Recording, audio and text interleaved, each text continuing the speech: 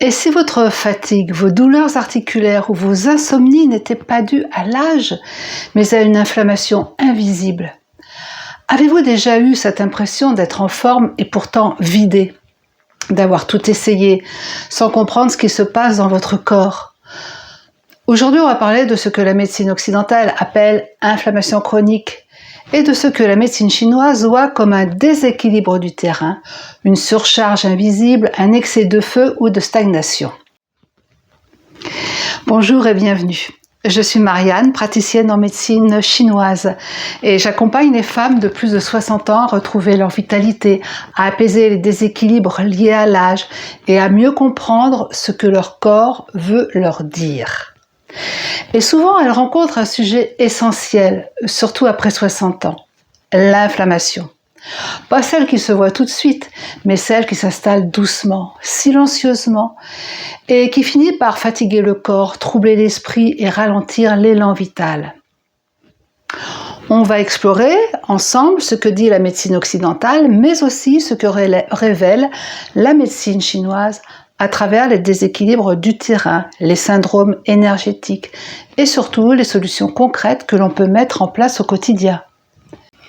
Dans la vision occidentale, l'inflammation est une réponse naturelle du corps pour se défendre. C'est un processus normal, nécessaire, qui permet de réparer les tissus, de lutter contre une infection ou de réagir à une blessure. Mais ce que l'on observe de plus en plus aujourd'hui, c'est une forme d'inflammation invisible. On l'appelle l'inflammation chronique de bas grade.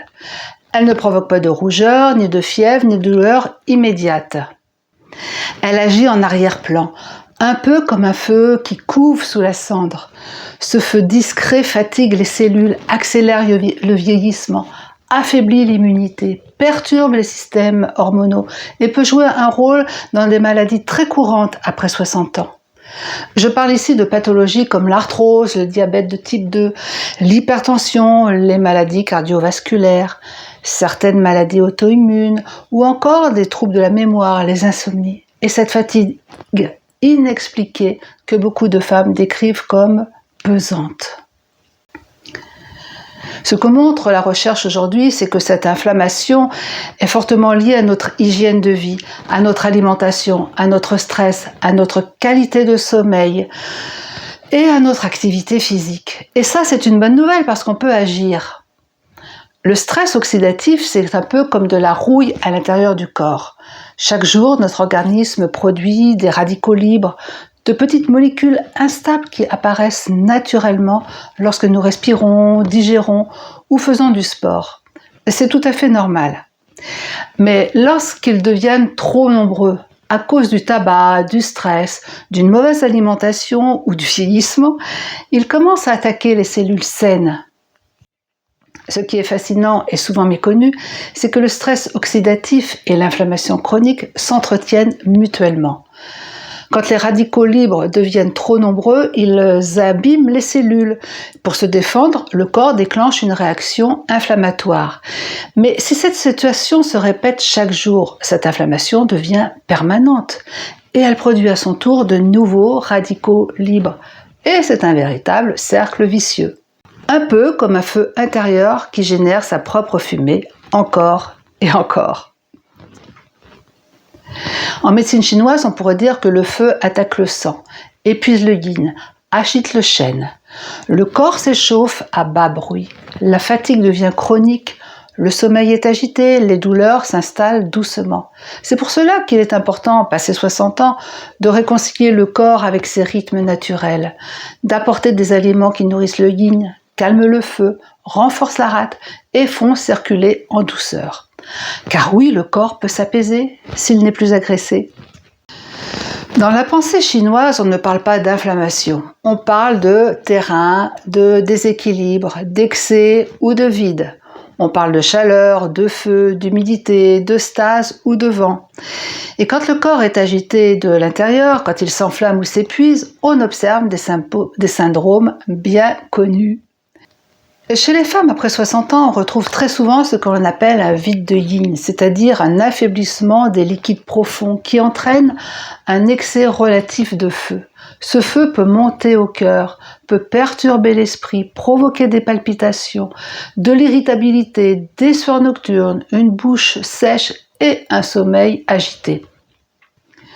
On retrouve aussi la stase de sang lorsque la circulation énergétique est ralentie, que les douleurs deviennent fixes, que les règles passées ont laissé des traces ou que la peau devient terne, les jambes lourdes, le ventre dur.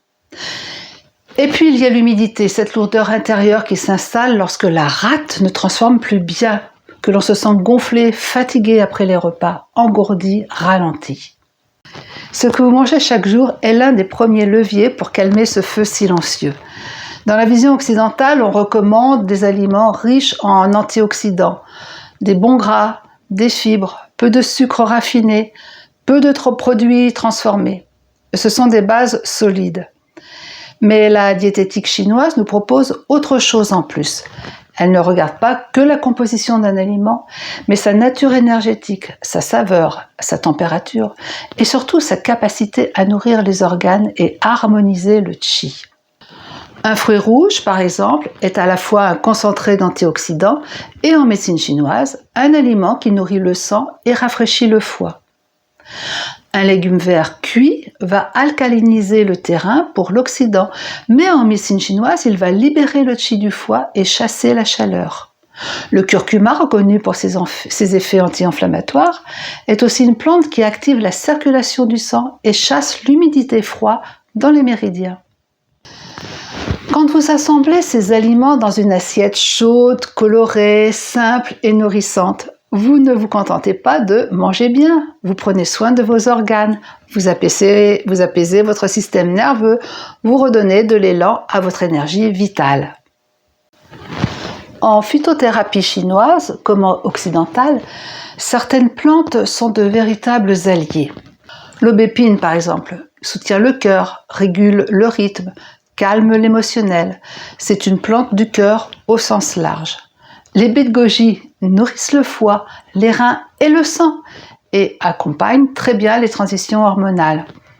Le romarin doux soutient la digestion, chasse l'humidité, éveille le feu digestif sans l'enflammer.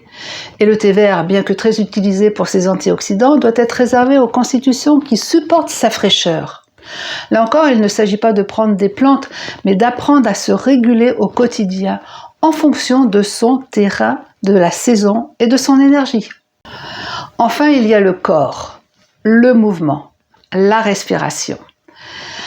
En médecine chinoise, on dit que le qi aime le mouvement et craint la stagnation. Quand l'énergie stagne, les émotions se figent, les douleurs s'installent, l'inflammation persiste.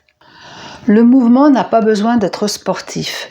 Une marche douce dans la nature, un automassage du ventre, quelques gestes lents de qigong, tout cela suffit à remettre du souffle dans les tissus, à faire circuler le sang, à réveiller la conscience du corps.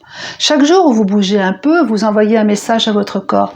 Je suis vivante, je respire, je circule. Ce que je veux vous transmettre à travers cette vidéo, c'est qu'il n'y a pas qu'une seule manière de regarder les déséquilibres du corps.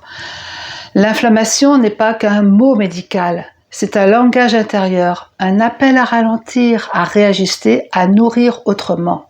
Votre terrain est vivant, il est sensible et il est réactif. Il peut se transformer. Vous n'avez pas à attendre d'être malade pour prendre soin de vous. Vous pouvez commencer aujourd'hui, avec un bol de soupe chaude, une poignée de fruits rouges, une tisane du soir, un souffle plus profond, une marche au soleil. Et avec cette conviction simple mais puissante, en nourrissant mon terrain, je nourris ma santé. En prenant soin de mon énergie, je protège ma vitalité. Merci de m'avoir écouté jusqu'ici et à très bientôt sur le chemin de la longévité. Prenez soin de vous.